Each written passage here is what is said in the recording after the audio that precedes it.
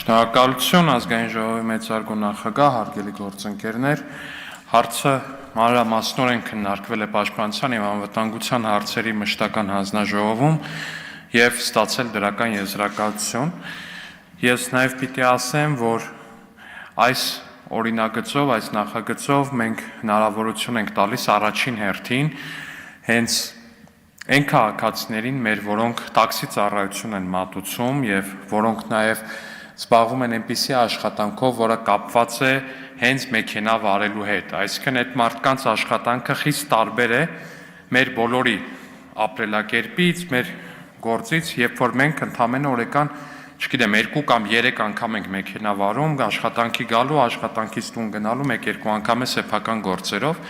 իսկ մենք ունենք քաղաքացիներ, ովքեր որ օրական 8 ժամ, եթե ոչ ավել, հաճախ տաքսի են վարում ու լրիվ ակնհայտ է, որ այդ մարդկանց ծանրաբեռնվածությունը ու այն ինտենսիվությունը, որով իրենք մեքենա են վարում, նույնը չէ։ Ու այս առումով բազմաթիվ են դիմումները, որ քաղաքացիները ուղղակի ու շատ դեպքերում ինձ ցույց են տվել նաև օրինակ ինձ դիմաց քաղաքացիները այն խախտումները, որոնց համար իրենք տուգանվել են ու այդ իրենց 9 բալը լրացել է, նայել եմ մոտավորապես 80%-ը կապված է եղել երկրորդ գծում կայանման հետ։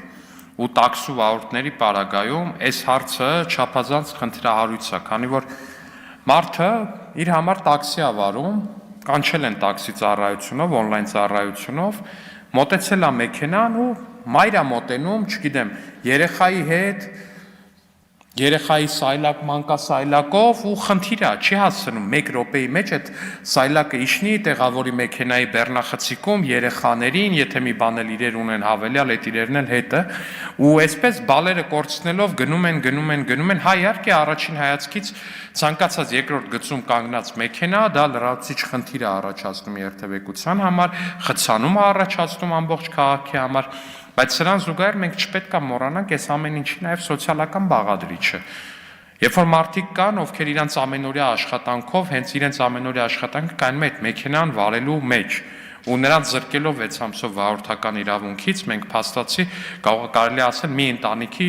զրկում ենք ապրուստի միջոցից։